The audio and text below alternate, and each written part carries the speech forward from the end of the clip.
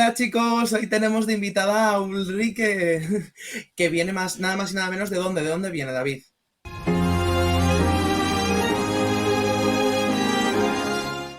Exacto. I think that song is familiar to you, Ulrikke, no? What?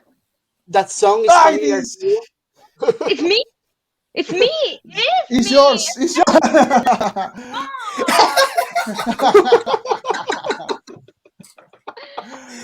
Yeah, that's you in 2020. Yes. How are you? How are so you? good.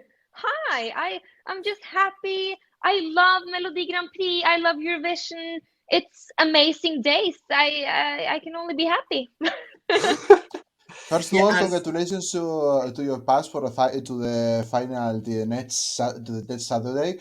How were your feelings about being able to come back to the MGP 3 years later?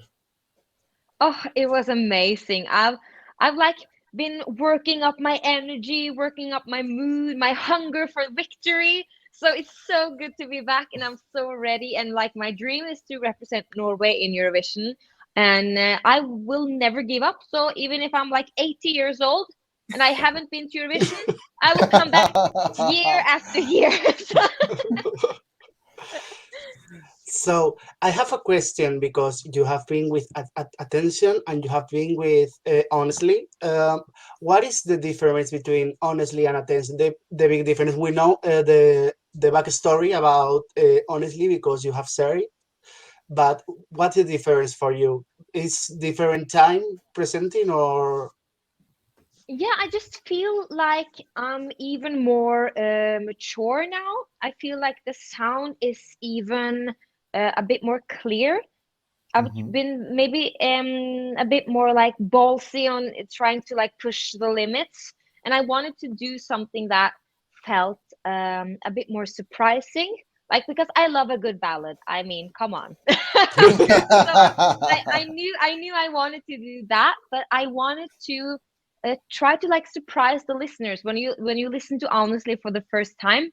I wanted to like, oh, what was that? You need to go back and like, yeah. So we really tried to push like the boundaries, and I wanted to do something that was representing Norway, but like so for me it was natural to like do a tiny part in Norwegian.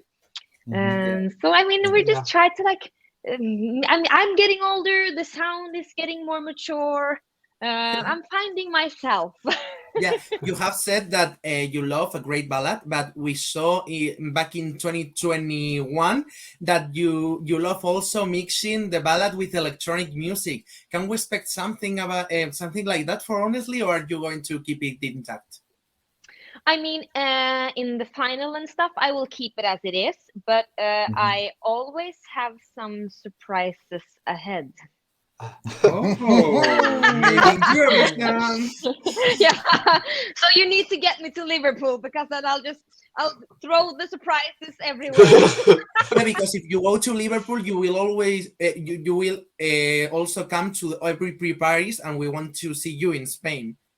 Yeah, because I have booked every weekend in my calendar. There's like pre-party here, pre-party there, because I'm visualizing me there. So I have a question of your 2020 entry. Attention, we know that you couldn't make to Eurovision, but I have a question that is inside me 3 years ago. So you if you had come to Rotterdam, you would keep the same staging as MGP, or you would do the thing you do, the performance you do in 2021, like mixing with electronic?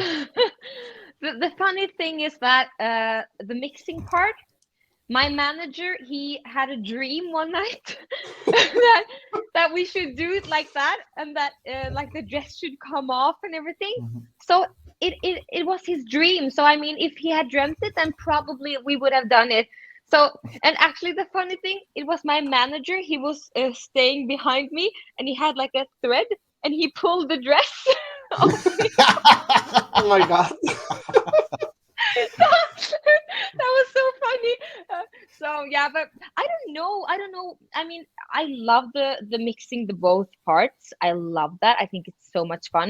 So it would have been good to like to do that, because then I could have shown two sides of myself. But like the emotional part of me would have done like the original attention, because I felt like I was so hard. Saying.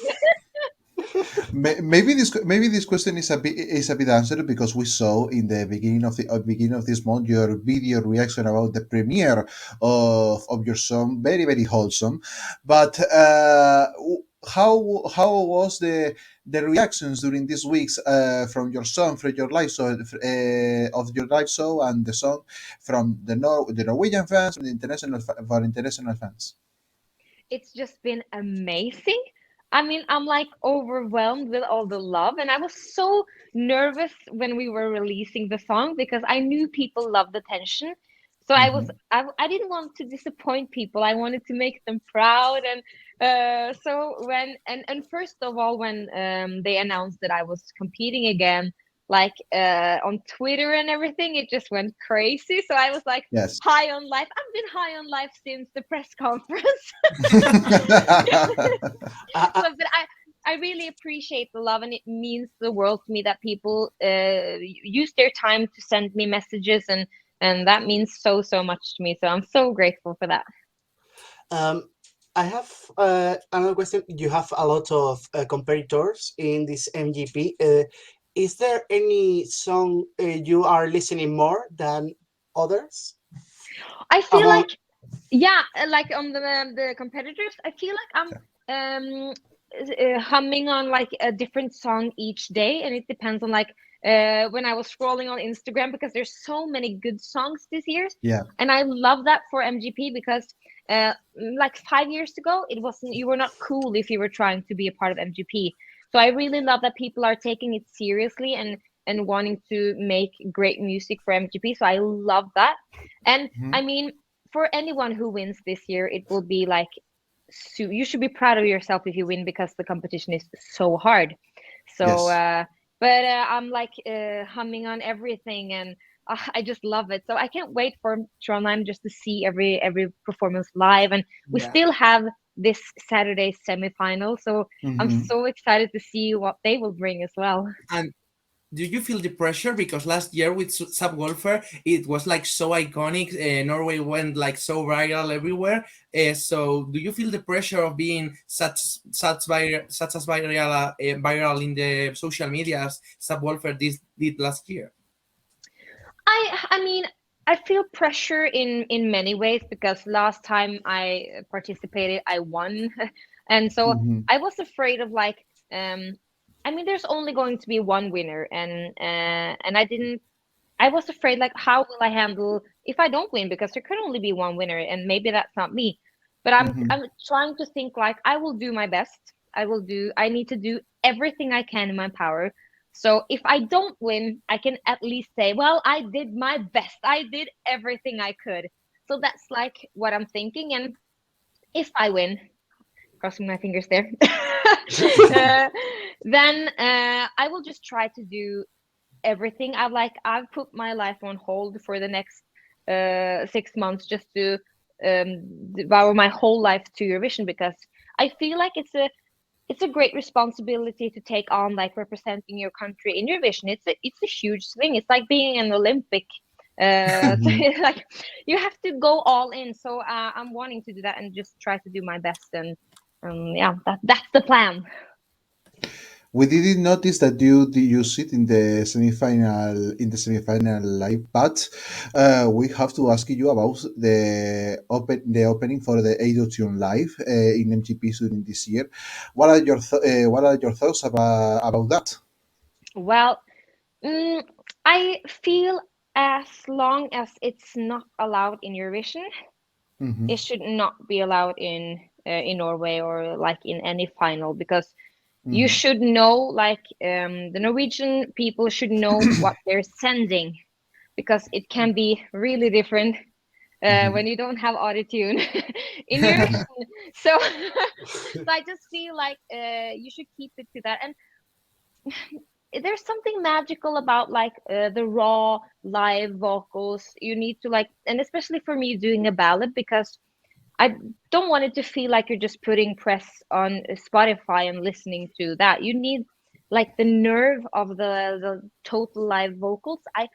I think that's a big part of it, and especially since it's not allowed in Eurovision. If it has been allowed there, then I probably would have been thinking a bit different about it. So Mhm. that's my thoughts on that. Nice, I nice. did not use autotune in the semifinal. I did not use Yeah, it. yes, we um, didn't notice that. and about that rule changes, there is the other one is like the former in 2020. Sorry, you were directly on the final, but this time you have passed through the semifinal because there is no automatic finalist.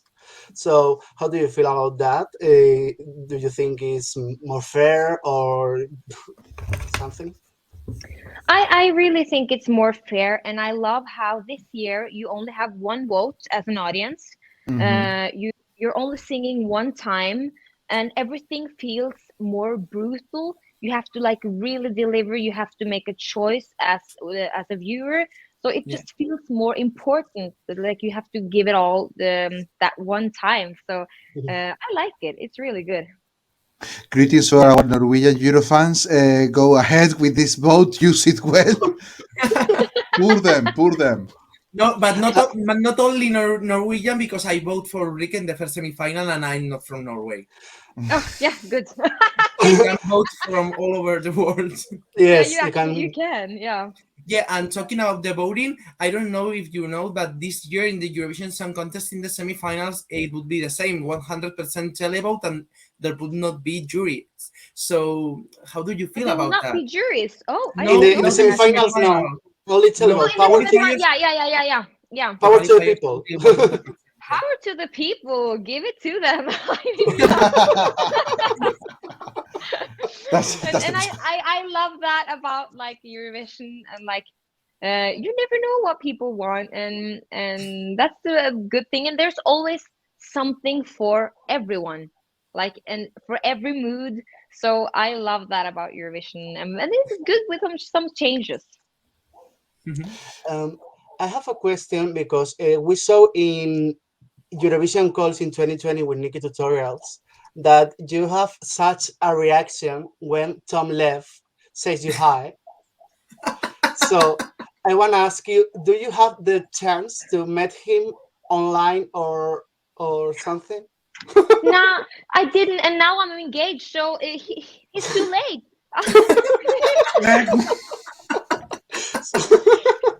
He had his chance, and sorry.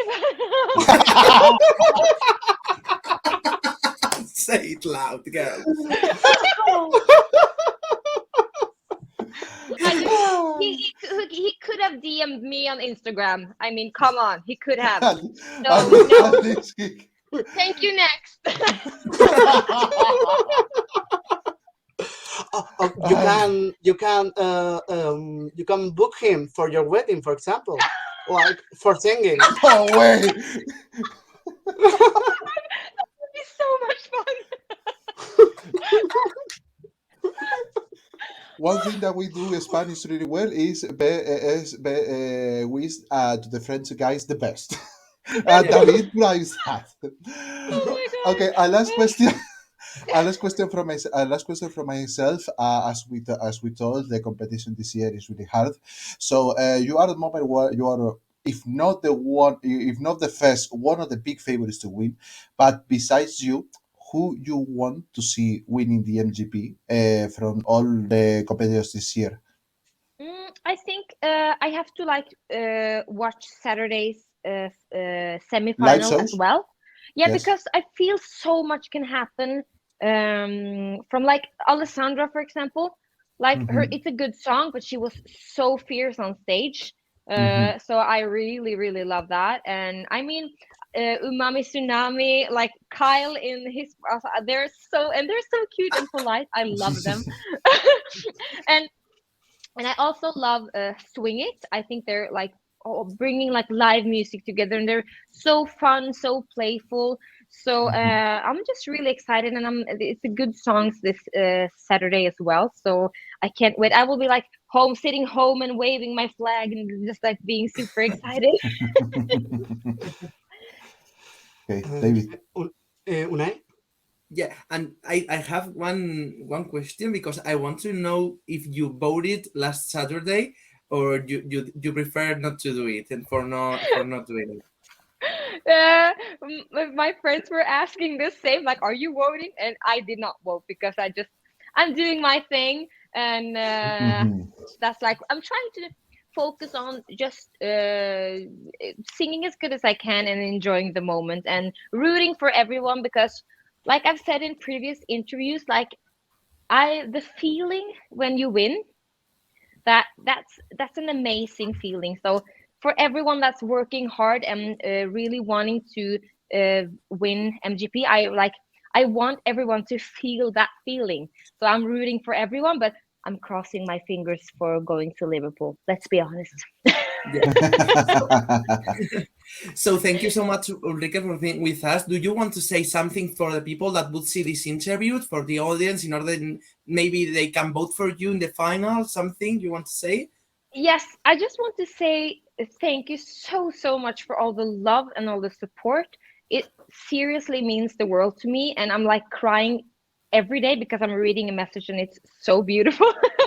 Oh, wait. So yeah, I'm like an emotional wreck these days. It's just crazy. So thank you so I much. feel you. And yeah, I really want to represent Norway, and just to be able to travel around and meet all of you, because that's like my biggest dream. So yeah, vote for me. So you know what you gotta do, vote for Ulrike or for anyone you want, but vote for Ulrike. Because you honestly, you have to vote for Ulrike. Oh, that's a good one. And then if you vote, you will get my attention. Yes! And if you don't, Tom Leaf is going to knock on your door to say that vote for Ulrike. So Honey, it's too late. It's too late, honey. So I'm going to change to Spanish in order to close this interview. Bueno, chicos, esto ha sido la entrevista con Ulrike. Lo dicho, podéis votarla en la gran final, y recordad que nos podéis seguir por todas nuestras redes sociales, tanto en las personales como en Eurorelinchu. Las tenéis ahí en Twitter y en Instagram. Y muchas gracias por haber estado con nosotros. Nos vemos en la próxima entrevista y en todos nuestros directos. ¡Chao! Chao, chao.